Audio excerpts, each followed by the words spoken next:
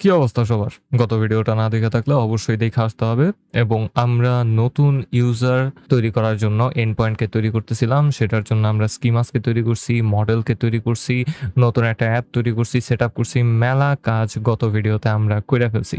So এই ক্ষেত্রে আমাদের এখন উচিত ডাটাবেইসে নতুন একটা ইউজারকে স্টোর করার পদ্ধতিকে তৈরি করে ফেলা। এই ক্ষেত্রে আমরা যেহেতু রিকোয়েস্ট বডির মাধ্যমে ইউজারের ইউজার নেম, ইমেল এবং পাসওয়ার্ডটাকে পাবো, সেহেতু আমাদের অবশ্যই আমাদের ডাটাবেইজের ইউজার টেবিলে, যেটা আমি গত ভিডিওতে তৈরি করছিলাম, সেখানে ইউজার নেম, ইমেল এবং পাসওয়ার্ডটাকে সেভ করার ব্যবস্থাটা এখন আমাদের করতে হবে এবং সেটার জন্য আমাদের অবশ্যই ইউজার মডেলটাকে দরকার পড়বে। সো আমরা মডেলটাকে ইম্পোর্ট করে নিয়ে আসবো। So from user dot models import করে নিব ইউজার মডেলকে অ্যাজ ইউজার মডেল নামে, কারণ আমাদের স্কিমাজে অলরেডি ইউজার নামক একটা ক্লাস আছে। আমরা আবারও সেই একই নামের একটা ক্লাসকে নিয়ে আসতে পারি না, এই কারণে আমি এটাকে রিনেম করে ইউজার মডেল নাম দিয়ে দিতেছি। আমি কি এখানে বানানে ভুল করছিলাম?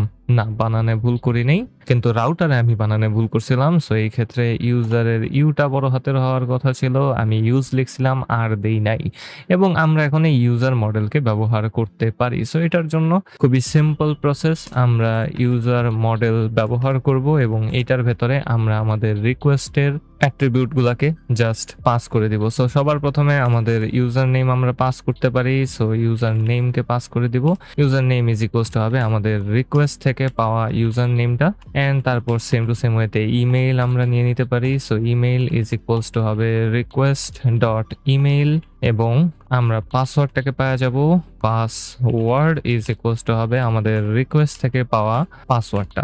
এন্ড এখন আমরা নতুন একটা ইউজার অবজেক্টকে পাওয়া যাব, যেটাকে আমরা সেভ করে নিতে পারি আমাদের ডাটাবেজে। So new user is equals to আমাদের ইউজার মডেলটা, ওইটার ভেতরে ইউজার নেম, ইমেইল এবং পাসওয়ার্ডটাকে আমি পাঠিয়ে দিছি, যেগুলো আমি রিকোয়েস্ট বডি থেকে পাবো, এবং এখন আমি ডাটাবেজে এটাকে অ্যাড করা শুরু করতে পারি। সো ডিবি ডট অ্যাড আমরা ডাটাবেজটা পাইতেছি।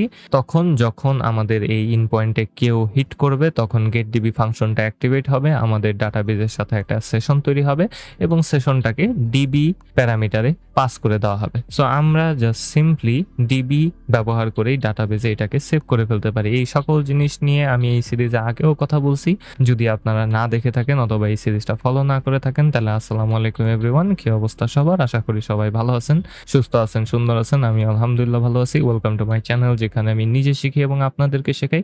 আমার একটা ডিসকর্ড সার্ভার আছে, আপনারা চাইলে সেখানেও জয়েন হইতে পারেন এই সকল জিনিসপাতি নিয়ে কোনো কোয়েশ্চেন থাকলে আস্ক করার জন্য। এন্ড সাথে সাথে আমি সার্ভারে ডাটা স্ট্রাকচার অ্যালগরিদম শেখাই। সো আপনারা যদি সেখানেও জয়েন করতে চান, আমার সার্ভারে এই সকল ইনফরমেশন এটার ব্যাপারে পাওয়া যাবেন। নেক্সট মান্থেও নতুন একটা ব্যাচ স্টার্ট করতে যেতেছি। সো ইনশাল্লাহ সেলফ প্রমোশন এন্ড ভিডিওর কাজে চলে আসি। সো আমরা এখান থেকে ডিবি ডট অ্যাড নামক মেথডটাকে ব্যবহার করব এবং এটার ভেতরে আমরা জাস্ট আমাদের নতুন ইউজারটাকে পাস করে দিতে পারি। তারপর আমরা ডিবি ডট কমিট ব্যবহার করব, and then finally DB dot রিফ্রেশকে ব্যবহার করব, অ্যান্ড আমাদের কাজ শেষ এবং রিফ্রেশের ভেতরে আমরা নিউ ইউজারটাকেও এখানে পাঠিয়ে দিব, and we are actually done. And সবকিছু যদি ঠিকঠাকভাবে স্টোর হয়, তাহলে আমি এখন এখানে রিকোয়েস্ট অবজেক্টের বদলে পাঠিয়ে দিতে পারি আমাদের নতুন ইউজারটাকে। আমরা গত ভিডিওতে স্কিমাজে বলে দিছিলাম যে রিকোয়েস্ট বডিতে ইউজার নেম, ইমেল, পাসওয়ার্ড থাকলেও রেসপন্স বডিতে যেন পাসওয়ার্ডকে অ্যাড না করা হয়। এটা করার জন্য আমরা ফিল্ড ফাংশনকে ব্যবহার করছিলাম এবং এটার ভেতরে একটা আর্গুমেন্টকে পাস করছি, যেটার নাম ছিল exclude is equals two true. এবং আমরা যদি এখন আমাদের এন্ড পয়েন্টে ফেরত আসি, তাহলে এখন আমরা ফেরত দিতেছি নিউ ইউজারকে, এবং নিউ ইউজার হচ্ছে একটা ডাটাবেস অবজেক্ট। আমি কয়েকটা ভিডিও আগে আপনাদেরকে দেখাইছিলাম যে আমরা আমাদের স্কিমাসগুলোকে একটু আগে থেকে বলে দেওয়ার চেষ্টা করব যে রিকোয়েস্ট এবং রেসপন্সের টাইমে কোন ধরনের ভ্যালু তারা কনভার্ট করবে এবং ভ্যালিডেট করবে। বাই ডিফল্ট পাইডেন্টিক থেকে এগুলো খুব ভালোভাবে করা যায়, কিন্তু সমস্যা এড়ানোর জন্য এবং অনাকাঙ্ক্ষিত এরর্স দূর করার জন্য আমরা আমাদের এই বেস মডেলটাকেই একটু কনফিগার করে নিব, যেন এটা এরকম বিভিন্ন ধরনের ক্লাস অবজেক্ট থেকেও ডাটাকে কনভার্ট এবং ভ্যালিডেট করতে পারে। সো এটার জন্য আমি মডেল কনফিগ নামক একটা ভ্যারিয়েবলকে নিয়ে নিতে পারি, এবং এটা মাথায় রাখতে হবে মডেল কনফিগই যেন হয়, এখানে অন্য কোনো নাম দেওয়া যাবে না। এটা বেস মডেলের একটা অ্যাট্রিবিউট যেখানে আমরা এখন কনফিগারেশনকে সেট করব। সো অন্য কোনো নাম দিলে এটা কিন্তু কাজ নাও করতে পারে। এই ক্ষেত্রে এটাতে একটু কেয়ারফুল থাকতে হবে এবং এখানে আমরা পাইডেন্টিক থেকেই config_dict নামক একটা ফাংশনকে পাওয়া যাবো। সো config_dict নামক একটা ক্লাসকে পাওয়া যাবো অ্যাকচুয়ালি। সো আমি এখন এই config_dict ক্লাসটাকে ব্যবহার করব এবং এটার ভেতরে আমি লিখে দিতে পারি from attribute আর্গুমেন্টটাকে এবং এটা আমি ট্রু করে দিব। এতে করে পাইডেন্টিক এক্সপ্লিসিটলি বুঝতে পারবে যে হ্যাঁ, যদি কোনো অবজেক্ট থাকে তাহলেও যেন সেগুলো এভাবেই কনভার্ট হয়। অ্যান্ড আমরা নতুন ইউজারটাকে ফেরত পাঠিয়ে দিলাম।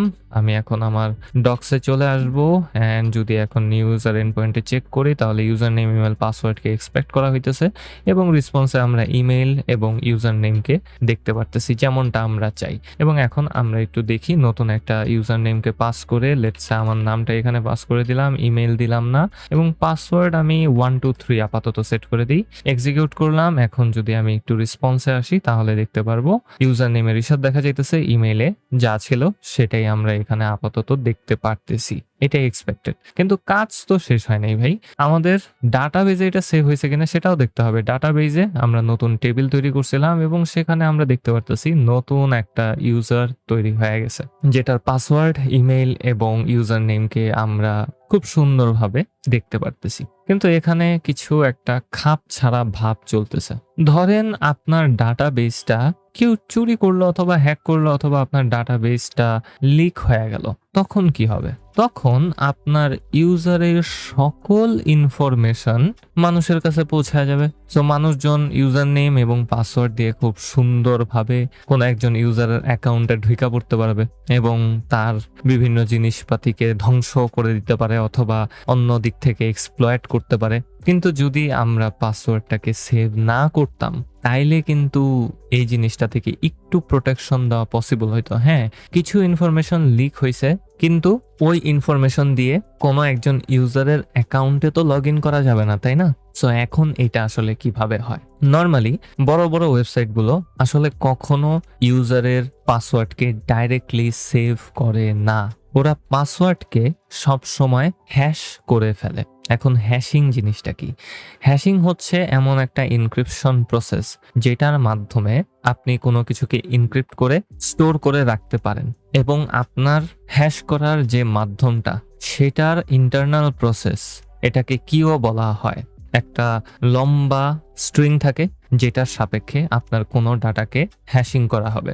যদি কারো কাছে সেই লম্বা হ্যাশ করার কিটা না থাকে তাহলে সে খুব সম্ভবত জীবনেও ওইটারে ডিক্রিপ্ট করতে পারবে না। এতে করে কি হইতেছে যে আপনি আসলে ইউজারের পাসওয়ার্ডটা ডাইরেক্ট সেভ না করে আপনি ওই হ্যাশ করা পাসওয়ার্ডটাকে সেভ করে রাখতেছেন। যখন ইউজার আবার লগ ইন করতে যাবে তখন আপনি ইউজারের পাসওয়ার্ডটা যেটা ইউজার লেখছে সেটাকে নেবেন এবং সেম চাবি দিয়েই ওইটাকে হ্যাশ করবেন। দুইটা হ্যাশ যদি মিলে যায় এর মিনিংই হচ্ছে যে আসলে ওইটাই মেইন ইউজার। সো এতে করে আপনি আপনার ইউজারের সিকিউরিটি বজায় রাখার জন্য একটু সেফ একটা সিস্টেমকে ইমপ্লিমেন্ট করতে পারলেন। তারপরেও অনেক সময় এই জিনিসটা হ্যাক হইতে পারে এবং ক্র্যাক করা পসিবল হইতে পারে। ভাই, সাইবার সিকিউরিটি এসব নেই। কোনো একজন কোনো একটা সিকিউর জিনিস বানাইছে, অন্য একজন কইছে আমি এটা ভাঙতাম, যে বানাইছে হ্যাক হইব যে না তুই পারবি না, ফাস্ট ফরওয়ার্ড টু এক সপ্তাহ ওইটা ব্রেক হয়ে গেছে। লিটারালি ব্লক চেইনকে 100% সিকিউর বলা হইতো, এখন ওইটাও 100% সিকিউর না, because there is a way to decrypt blockchain data. আর কি বলবো ভাই, বুঝতেই পারতেছেন। সো এই ক্ষেত্রে এই জিনিসটা অলমোস্ট সকল ওয়েবসাইটেই এখন ইমপ্লিমেন্ট করা হয়। সো এই ক্ষেত্রে আমরাও সেটাই করব। আমরা ডাইরেক্টলি পাসওয়ার্ডটাকে এখানে সেভ করব না, আমরা হ্যাশিং করার পর এটাকে সেভ করে রাখবো। সো আমরা router.py চলে আসব এবং আমরা একটা লাইব্রেরিকে এখন ইনস্টল করব যেটা আমাদের জন্য এই হ্যাশিংটা করে দিতে পারবে। তো আমি একটু আমার সার্ভারটাকে এখন আপাতত স্টপ করে দিব এবং এখানে আমি একটা কমান্ড রান করব যেটা হবে pip install, একটা কোটেশন দিতে হবে, তার ভেতরে টাইপ করতে হবে pwd lib, ফুল মিনিং হচ্ছে পাসওয়ার্ড লিব, এবং তারপর একটা থার্ড ব্র্যাকেট দিয়ে এখানে টাইপ করতে হবে argon2 bracket close quotation close. এটা একটা পাসওয়ার্ড হ্যাশিং লাইব্রেরি যেটা argon2 কে ব্যবহার করবে আপনার পাসওয়ার্ডকে হ্যাশ করার জন্য, এনক্রিপ্ট করার জন্য। এবং এন্টার প্রেস করলে ইনস্টলেশন প্রসেসটা শুরু হয়ে যাবে এবং ইনস্টলেশন শেষ। আমি এখন ফার্স্ট এপিআই সার্ভারটাকে আরেকবার স্টার্ট করে দিব। এখন আমরা একটু কোড করতে পারি। আমি সবার প্রথমেই আমাদের পাসওয়ার্ড লিব থেকে পাসওয়ার্ড হ্যাশ নামক একটা ফাংশনকে ইম্পোর্ট করে নিয়ে আসবো। So from pwd lib import করে নিব পাসওয়ার্ড হ্যাশকে। এবং আমি জানি না কেন আমার রেকমেন্ডেশন দেখাইতেছে না, খুব সম্ভবত আমার একটু রিলোড করা উচিত, তাহলে রেকমেন্ডেশনটা দেখানোর কথা। এবং হ্যাঁ, এখন রেকমেন্ডেশন দেখাইতেছে, এরর দেখাইতেছে না। তো আমি এখান থেকে পাসওয়ার্ড হ্যাশ নামক একটা ক্লাসকে ইম্পোর্ট করে নিয়ে আসব এবং আমি এখন এটাকে সবার প্রথমেই ইনিশিয়ালাইজ করে নিব। ইনিশিয়ালাইজ না করলে এটা কাজ করবে না। সো আমি এখানে পাসওয়ার্ড হ্যাশ নামক একটা ভ্যারিয়েবলকে নিয়ে নিব, যেখানে আমি পাসওয়ার্ড হ্যাশ ক্লাসটার থেকে রেকমেন্ডেড নামক একটা মেথডের মাধ্যমে এটাকে ইনিশিয়ালাইজ করব। এবং এখন থেকে আমি এই পাসওয়ার্ড হ্যাশ ভ্যারিয়েবলটাকে ব্যবহার করতে পারি বিভিন্ন ধরনের হ্যাশিং করার জন্য। সো আমি রিকোয়েস্ট ডট পাসওয়ার্ডটাকে হ্যাশ করতে চাই। এটার জন্য আমি আপাতত রিকোয়েস্ট ডট পাসওয়ার্ডকে এখান থেকে কেটে দিব। আমি এখানে টাইপ করব পাসওয়ার্ড হ্যাশ ভ্যারিয়েবলটাকে। এখান থেকে আমি একটা মেথডকে পেয়ে যাই যেটার নাম হচ্ছে হ্যাশ মেথড। অ্যান্ড এই মেথডের ভেতরে আমি এখন রিকোয়েস্ট ডট পাসওয়ার্ডকে পাঠিয়ে দিতে পারি। এবং এতে করে কি হবে, যখন এই এন্ড পয়েন্টে কোনো রিকোয়েস্ট আসবে, ইউজারের ইউজার নেম, ইমেল ডাটাবেজে ঠিকঠাকভাবে সেভ হবে, কিন্তু পাসওয়ার্ড সেভ হওয়ার আগে সেটা অবশ্যই এনক্রিপ্টেড অবস্থাতে সেভ হবে। এবং এতটুকু করার পর আমি এটাকে একটু রিলোড করব। রিলোড করে নতুন একটা ইউজারকে এখানে তৈরি করার চেষ্টা করব, যেটার নাম দিব আমি রিশাদ2 এবং পাসওয়ার্ডটা আমি 123তেই সেট করে দিব। এক্সিকিউট করব, সবকিছু ঠিকঠাক আছে কিনা চেক করব। এবং এখন আমি যদি ডাটাবেজে ঢুকি, তাহলে এখন দেখতে পারবো যে আমাদের পাসওয়ার্ডটা আসলে বিশাল বড় লম্বা একটা স্ট্রিং আকারে সেভ হয়ে আছে এবং এটার সাথে আরো কিছু ইনফরমেশন এখানে অ্যাড করা আছে, কিন্তু আমাদের পাসওয়ার্ডটা এখন আর সেভ নাই। কোনো ইউজার যদি আপনার পাসওয়ার্ডটা নিয়ে এখন লগ ইন করতে চায়, তাহলে তাকে একেবারে ডাইরেক্টলি মেইন পাসওয়ার্ডটাকেই দিতে হবে, কারণ এই পাসওয়ার্ডটা দিলে এটাও হ্যাশ হয়ে তারপর চেকিং হবে। এতে করে কখনোই এটা কোনো ইউজার নেমের সাথেই মিলবে না। সো এই পাসওয়ার্ডটা লিক হইলে তেমন কিছু আসে যায় না। পরবর্তীতে আমরা যখন অথেন্টিকেশন সিস্টেম বিল্ড করার আরো গভীরে ঢুকবো, তখন আমরা এই সকল চেকিং প্রসেস, টোকেন তৈরি করা, বিভিন্ন ধরনের জিনিসপাতি বানানো, সেগুলো সম্পর্কে জানবো। আরো ইন্টারনাল অনেক জিনিস আছে যেগুলো নিয়ে আপনাদের সাথে কথা বলতে হবে, বুঝাইতে হবে। কিন্তু আপাতত আসলে পাসওয়ার্ড সেভ করার জন্য আমরা এভাবেই কাজ করে থাকি। সো আশা করি আপনারা একটা নতুন ইউজারকে কিভাবে তৈরি করতে হবে সেটা ঠিকঠাকভাবে বুঝতে পারছেন এবং নিজেদের মতো করে এটাকে বানাইতে পারবেন, এন্ড পয়েন্টটা তৈরি করতে পারবেন। পরবর্তী ভিডিওতে আমরা অথেন্টিকেশন সিস্টেম বিল্ড করার আরো গভীরে ঢুকবো, আরো অনেক ধরনের লাইব্রেরিজ ইনস্টল করব, মেলা জিনিস আছে, সেসব নিয়ে আপনাদের সাথে কথা বলতে হবে। যদি ভিডিওটা ভালো লেগে থাকে একটা লাইক করেন, একটা কমেন্ট করেন, একটা সাবস্ক্রাইব করেন, কারণ সাবস্ক্রাইব করলে আমার ভালো লাগে, আমার মনে শান্তি লাগে। পরবর্তী ভিডিওতে আবারও কথা হবে।